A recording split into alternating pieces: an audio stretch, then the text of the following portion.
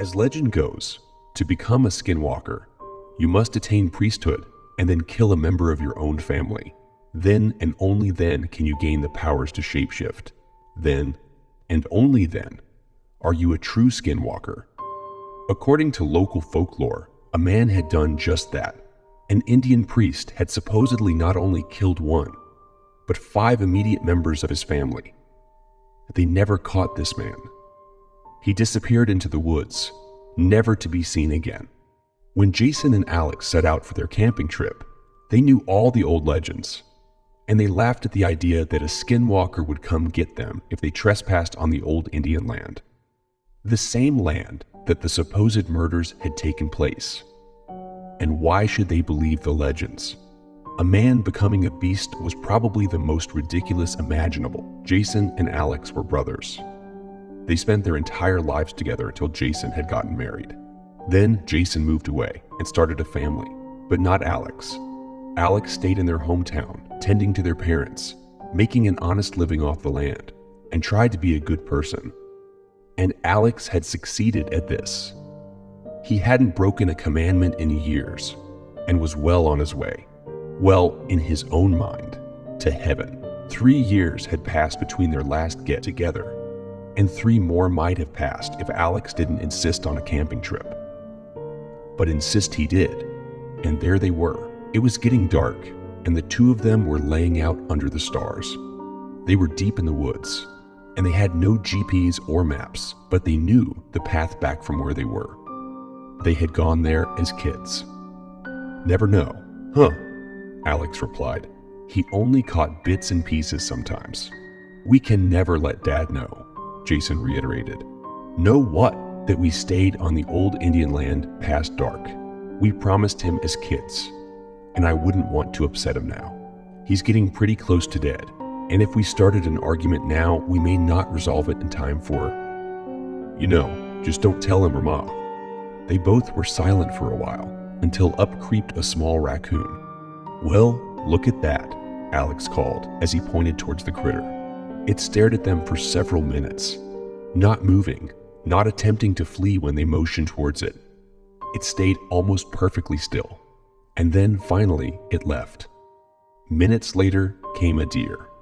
Again, the creature stayed and watched them. Unwavering determination glared in its eyes.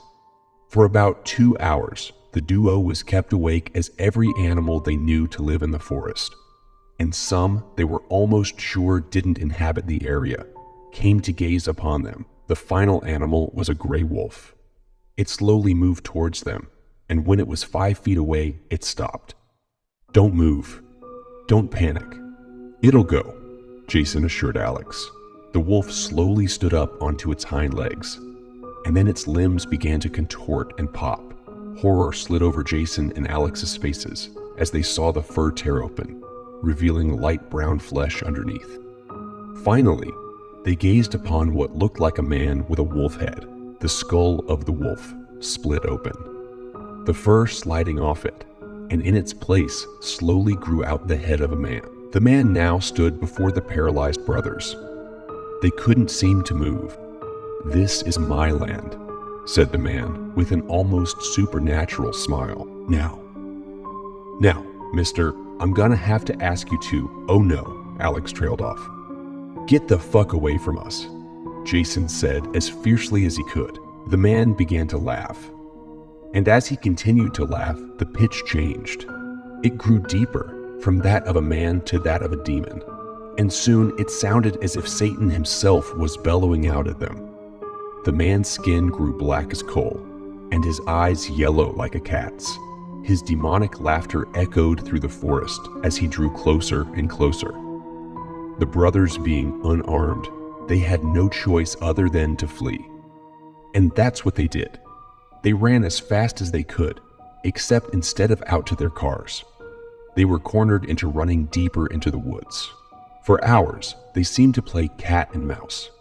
Several times, animals they passed would burst open in a grotesque manner, revealing the deranged man.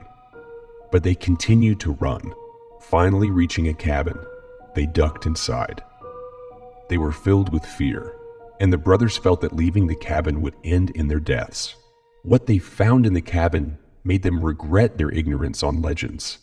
For in the main bedroom of the cabin was corpses, at least 100 of them. Every animal they had seen that night was there, along with some larger bodies, some human bodies. It was then that the man burst into the room, except he was once more a wolf. In his deep voice, he snickered out, "Welcome home." The following week, the authorities found the cabin during their search for Jason and Alex.